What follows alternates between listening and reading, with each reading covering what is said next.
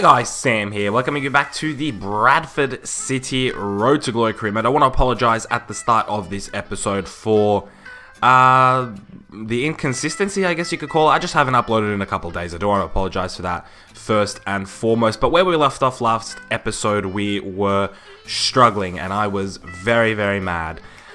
So I took a bit of a break and I came back and I said this West Brom game, I said I really wanted to play it, so I made it up as part of this episode, and this is going to be a massive episode. We're boosting all the way to January. I believe there's 7 games for you guys, as you can tell by the length of the video. A lot of things to show you in each of the games as well, so hopefully you guys enjoy this, and hopefully this makes up for no episode for about 3 or 4 days now. So hopefully this is like 2 episodes combined. Maybe it makes up, maybe it doesn't. Let me know in the comments if you forgive me.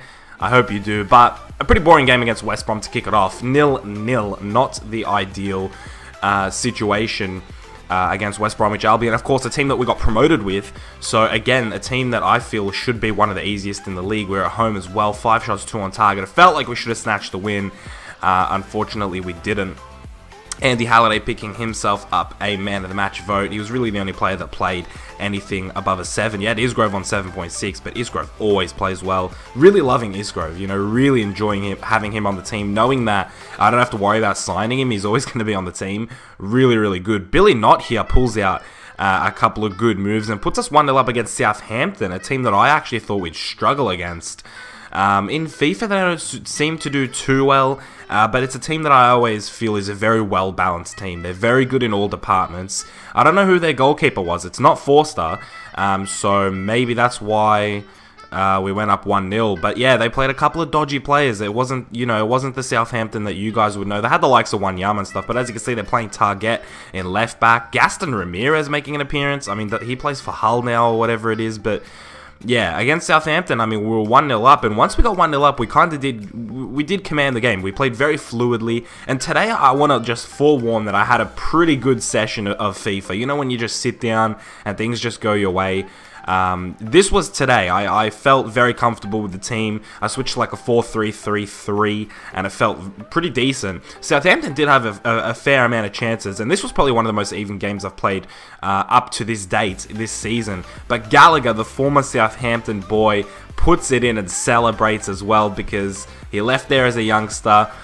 They didn't give him a chance. He's moved to Bradford. He's brought us up to promotion, not single-handedly, but he has been with us through a double promotion, and now against Southampton, his former club, himself, Harrison Reed and Lloyd Isgrove, all coming from Southampton. We're a bit like Liverpool in that way, where we sign Southampton players, but we sign the young players. All 3 of them coming back to face their former side, and Gallagher is able to pick himself a beautiful headed goal. And celebrates as well. I thought that was pretty funny. If I knew what the button was for not celebrating, I would have probably done that, but I didn't know, so I was like, fuck it, we'll just celebrate. Right there, Southampton nearly scored an amazing scissor kick. I don't even know who it was. I wasn't paying attention, but we do pull out a 2-0 away win against Southampton, and this is very, very odd. You know, we haven't really done this well during this season. It's very odd for this season. Considering we're in the relegation zone, this was a big boost. I mean, this really was a massive, massive boost for the team, but for me as well. First of all, to score 2 goals is great because we haven't been scoring that many goals, but then to also keep a clean sheet was pretty good too. Gallagher 8.3, Halliday with an 8, Williams with a 7.9. So Halliday really stepping up in these last 2 games, playing very well. As you can see, Southampton 7 shots, 2 on target. Arguable that they probably should have gotten something from that game, but we defended quite well. I felt like we played quite well going into this game against West Ham. Now, this is a team that maybe in real life are doing doing average, I'd say. They were doing well at the start of last season, but they ended up finishing like mid-table. They got a new manager, new players, but in this career mode, in this season specifically, they are also in the relegation zone. One of the worst teams in the relegation zone. I think them and one more team are doing really badly. Well, I mean, we were in the relegation zone with them, but you know, their goals scored and the amount of times they'd won, it wasn't the best. You know, they weren't playing that well. Especially for a team like West Ham, it's very odd because they have a very good rated team, but they're not playing very well. So we take the 1-0 advantage. And Williams had a lot of saves to do. Sacco there doesn't put it in. I don't know how he didn't. It was an open net. And Gallagher here in the 36th minute passes it to Isgrove, and Isgrove gets his 2nd goal of the match. Gallagher very unselfish. Really enjoyed that play by Gallagher. Not really worried about the goals with him. He's just sort of passing it and making sure he's putting the team first. That's what I should say. He's putting the team first. And that was really the idea of that play. If I hadn't scored, I would have been pretty upset. Maybe that shows that I don't trust in Gallagher to finish from that position. I don't know, to be honest. I don't know. I just passed it because it was the surefire thing. You know, I wanted to get the goals. I didn't want to take any risks because I knew West Ham could come back at any time. We were only 1-0 up, so I didn't want to take the risk. But Isgrove completes his hat-trick in the first half with a brilliant goal. Lloyd fucking Isgrove. 3 goals in the opening half. What an absolute legend against West Ham as well. Not the easiest team to score goals on. You look at the defense likes of Tompkins. They got in goal Adrian, who's very good. You take a look at their defense. I'm not sure if they still have likes of Carl Jenkinson or whatever, but they're a decent side, so it was really weird. And there Isgrove, again doing really well, didn't earn the penalty, funnily enough. I don't know. I'm not sure why he didn't get the penalty, but just really easy to play with. I really love playing with Isgrove. So happy that I made the signing permanently. And we take a 3-0 away win against West Ham, and we are killing it this episode. A draw and 2 wins. Surely this is going to get us out of the relegation zone. I mean, this is a massive, massive result. Almost as if the team is finally clicking. Gallagher actually gets the 9.9 for 3 assists for Isgrove's hat-trick, who he only got a 9.7. Very odd, but you look at Harrison Reed, Jang Hyung-soo, Darby Williams with a 9.2, Akpom 7.9, a very well played game. 5 shots around target. It's not like we were all over West Ham offensively. We only had 3 shots on target, but we made them count. And we did get a 3-0 win. So that was really good. We were very clinical, very lethal, and that is a very, very good sign. Going into a Newcastle United game at home this time, and I felt quite comfortable, taking away the 2-0 and 3-0 wins against Southampton and West Ham, and then going into this game, it felt actually very good. We hadn't even considered a goal this episode yet, and I just generally felt very comfortable. Lloyd Isgrove here, just having a bit of fun on the wing, crosses it in, and Gallagher unable to put it in the back of the net. What a goal that would have been off the counter attack, but Gallagher getting involved, a bit of a fake shot, and smashes it, hit the post. And Gallagher just a bit iffy as far as his finishing. He's doing well as far as his actual general gameplay, but his finishing has been a bit off. We give away a penalty here. It's Andy Halliday, a player who's actually been playing very well.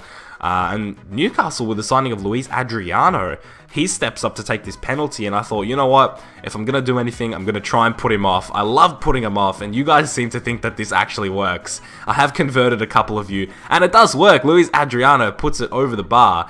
And Newcastle kept their attack going. Cabela here with a few nice touches. And it's Luis Adriano this time who actually earns a penalty. So just 10 minutes later, we give away another penalty. So, I mean, 86th, 87th minute. I'm going to try it again against Luis Adriano. And unfortunately this time, he does the fake shot and puts it wide again. What the hell? Luis Adriano missing 2 penalties. What is he doing?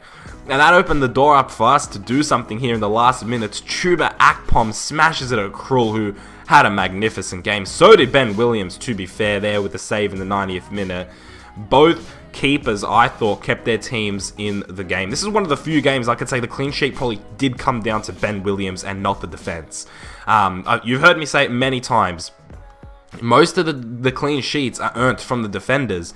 Ben Williams maybe makes a couple of saves, but they're not very difficult saves, and EA thinks that he deserves the man of the match because he's made a couple of saves and kept a clean sheet. But this is probably one of the times that I'd say, yeah, because as you can see, Newcastle played better than us. 57% possession, 6 shots, 3 on target.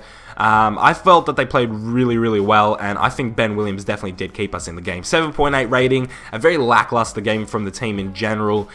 With Akpom up front, that's how it ended. Akpom up front with Gallagher on the, with Motley Henry on the left. Sorry, Little didn't really play well, and Little is a player who just sort of fallen on the bench now. He's not a player who I'm looking at because we've got high rated players that are younger than him. And although I do enjoy playing with Little sometimes, I feel like he had a really good season last season, and that was pretty much it. He's championship quality.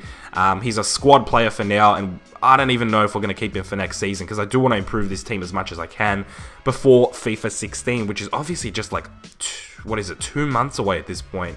So yeah, I want to improve this squad as much as possible. I'm thinking maybe another 2 seasons with this team I could probably do with comfort as well. So where we're going to be at that point, who knows? But we're in a game here against Hull City, and Sheehan puts us up with a goal. And he actually started this game. I didn't sub him on, so that says a lot about where Meredith is at right now.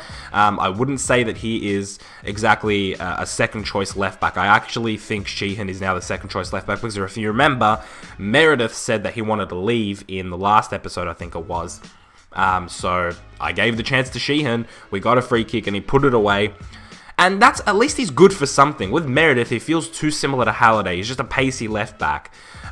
With Sheehan, he's different. And that's kind of good to have players in the same position that are different, because you can play different styles of football. And I think that's what Sheehan brings. He can also play centre back, so that tells a lot about what exactly, his build and his mentality. If he can play as a centre back, he's not exactly the pacey bombing down the wing left back, but at the same time, you don't always need a left back that's bombing down the wing. Maybe you want a left back that stays back and is very defensive minded, especially in the Premier League. You don't want to be caught out with just 2 defenders if your right back and left back have bombed all the way down. You want to have the players ready to defend, and that's what Halliday brings. It always brings a good defensive mind. But we go 2-0 up here against Hull City. Chuba Akpom, a nice little turn, switches it on his left foot and just sneaks it past the goalkeeper. And again, Akpom with a nice little turn, and I love doing that with Akpom. I've actually started doing it a lot more lately. He's just receiving the ball with the back to the goal and then doing that little spin and then just injecting the pace, because he's just got that acceleration that just gets him off the mark, and he's so lethal when you can do that. If you can just turn your player and get past him, no one is catching up with Chuba Akpom. So yeah, it's really good to have him on the side. Hull do bring one back, and it's actually our first goal conceded in this episode, which is absolutely remarkable that we've gone this far. A team that was struggling, a team in the relegation zone, went this far without conceding. What's that, like, this is the 4th game of the episode, so really, really good to see us doing that well. But Hull City do bring one back, and I thought it was a very well-worked goal. I didn't really have any complaints with that. Of course, we've been conceding some really, really bad goals, really bullshit goals over the past couple of episodes. I've been getting really upset playing FIFA, and that's probably why I haven't put out an episode in a couple of days. I just wanted to get a bit of a breather from the Bradford career, because I was just getting too upset, and I don't like getting upset when I'm playing FIFA. I really want to enjoy playing FIFA, especially in the last couple months where FIFA's really hard to enjoy. I don't want to be mad at it, because I'm already really excited for FIFA 16. I'm already looking forward to FIFA 16 so much that it's kind of taking away from FIFA 15. I don't want the general gameplay to also take away from FIFA 15. I want this to be as enjoyable as possible. I want to do the Bradford career mode, and that's what a couple of days off made me want to do. It made me want to do the Bradford career mode. So I don't know. Hopefully that explains it to you guys. A very even game. 3 shots on target for both teams, but we took our chances, of course. We ended it in a quite defensive formation. Sheehan with a 7.6, Darby with a 7, and Akpom with an 8.2. So as you can see in the bottom right-hand corner, if you pause your screens, we're in 13th, I believe it was. So what a jump that is from the start of this episode where we were 18th. Really, really impressive stuff this episode. And you got to pin it down to just me having a good day. Sometimes you just have a good day, sometimes you have a bad day. It's unexplainable as to why you're playing badly sometimes and why you're playing well sometimes. It's just unexplainable. Something just happens, the team clicks, players are making runs that usually they aren't, and sometimes it just works. And that's what happened today. And as you can see, we start off brilliantly against Stoke City in the opening 10 minutes with a header from Sam Gallagher, one of the only players in our team that could challenge with the height of Stoke City. He's not even that tall, or is he? Is Gallagher tall? He's like 6'4". But you take a look at some of the the Stoke players that are like 6'3" to 6'5". The defenders are very tall. Even the wingers, you take a look at Arnautovic, very tall. They're a very tall team, but to get a header off, I was really happy with that. And then Gallagher outpacing the defense here and sneaks in the second goal. There's no freaking Senderos to catch up in this one. Again, Stoke, a very tall, big team, not really known for their pace, other than like Boyan, I guess you could say. Diouf is very quick, but even Diouf is tall. Like, you know what I'm saying with Stoke? It's like even their quick players are big players. You know, their average height is like at least 6'1". I mean, Boyan is the only one that I can think of that's like under 6 foot. Off the top of my head, he's the only person that I can think of. I'm trying to think right now, but honestly, he's the only one I can think of. You know, Cameron, but yeah, there's Boyan. He's probably the only one. And look at Jang Hyung-soo with the tackle. Please go back and watch that tackle. That was freaking class. I guarantee you Boyan would have scored that if Jang Hyung-soo didn't come in for that tackle. And we pull out, what is it, a 2-0 win against Stoke City? Is that what we did? I wasn't even paying attention to the goals. I was too busy trying to find someone that was shorter than 6 foot. It is a 2-0 win, a brace for Sam Gallagher, and he picks up another vote. I don't know if you guys have noticed, but Gallagher's really on his game this episode. He's been pretty inconsistent as far as this season, but I feel like he's really getting into his own now. As you can see, 5 shots, 4 on target with 59% possession, absolutely bossing Stoke City, who are a team that I usually play well against. And we signed Lloyd Fenelon, which is really good news. We signed him in the 31st of December 2016, so right before the January transfer window. We signed Lloyd Fenelon. I'm actually going to show you guys his stats, and as you can see, a lot better than I was expecting with 68 acceleration and 72 sprint speed. Honestly, that is a lot quicker than I thought he'd be. I thought he'd be somewhere in the 50s. I was dreading bringing him up, but he's done really well. Can play attacking mid as well. The only downside I see in him is maybe the medium work rates, but most importantly, the 2-star weak foot and the 3-star skill moves. Not the best for a winger. I would have loved to gone 4-star skill moves with Fenelon. Weak foot, I'm not too, bad about that. He's left-footed on a left wing position, so he's pretty good, as far as his footing on the side that he plays. He can also play attacking mid, which I feel like he might actually do well in. But yeah, the skill moves is really the one thing that I point at. If he had just had 4-star skill moves, that would be incredible. I really would have enjoyed him just that bit more. But I can't wait to get him on the pitch and play him a couple times. As if you saw, he was, I think, 62 rated. So not the worst. Actually a lot better than I was expecting. I was expecting maybe, mid to high 50s. So he's, in all areas, he's done a lot better than I thought he would. And I'm happy that we have him in the starting team. He's not going to be a starting player by any means, but he will be getting minutes and he will be developing. I don't want to chuck him straight in the starting 11 because I feel like we've got a good thing going, but he definitely will have his spot. And as you can see in this game against Crystal Palace, we actually have gone down 1-0 in the 60th minute. Somehow Isco finds the back of the net. I don't know how the ball gets back to him. One of those bullshit goals that I would usually concede, but I'm going to take it. And as you can see, the video towards like the end of this episode actually does get a bit like glitchy. I'm not sure what happened to the Elgato or whatever. I honestly don't know. There's no explanation for it. Maybe it's Sony Vegas, because sometimes Sony Vegas like fucks up my video capture. Like it just like makes it really glitchy when it's not even. Like I watch it in the actual Elgato thing, or I watch the file that it produces and it's not glitchy, but then in Vegas it is. Right here I was, oh my god, that was really annoying. If you go back, you're probably thinking, why the hell did I try running it in the goal? I didn't. I was spamming shoot. And the keeper actually came back and saved it against Garate. And that should have been 2-1. And that ultimately would have been the game decider. Because as you can see, it ends 1-1. So it could have been another 3 points against Crystal Palace. I wasn't too upset about that because I felt like we struggled that game anyway. So I was happy with the draw. Hennessy's a top quality goalkeeper. So I wasn't that upset that he saved it, but 1-1 at home, not the worst, especially considering what the episode that we've had. If we had lost all the games and then come into this game and drawn, I would have been really pissed off when we could have won. 6 shots, 6 on target, 58% possession. A really good game, but I just feel like a lot of those shots really weren't challenging shots. They were on target, but they weren't anything to really be looked at as a serious threat. Ingram and Jang Hyung-soo both get injured, but this is a squad report to wrap up the episode before I show you guys the league table. Ben Williams going up 2. Again, I don't understand Ben Williams. Like, I feel like he's really not that good, but he's going up in overall. He's getting man of the match votes. Maybe I'm crazy. I don't know. Let me know what I should do. Actually, I'm probably going to play the next episode before you guys see this one, because I'm probably going to do it right now after I wrap up this one. I think I'm going to go for Jack Anik. I think I'm going to switch Ben Williams for Jack Anik. I don't know if that's the right move. I'm going to just check it out, see how much Jack Anik costs. If it's a straight swap, I think I might do it. But there's a squad report for you guys. Just pause on anybody you'd like to see more in depth. And we end this episode in 11th position. Granted, Newcastle still have a game to play, but 11th. What a jump that is. We went undefeated. And just a very, very good episode in general. Really, really happy with the results. And that is the end of this episode, apart from, of course, the MVP runnings, which go a little bit like this. Ben Williams is at the top, incredibly, and you got 3 players who are actually on 4 votes, but I've only obviously put 2 of them up there. There's Akpom, Isgrove, and Gallagher now, all on 4 votes, so a very tight MVP race at the opening start of this season.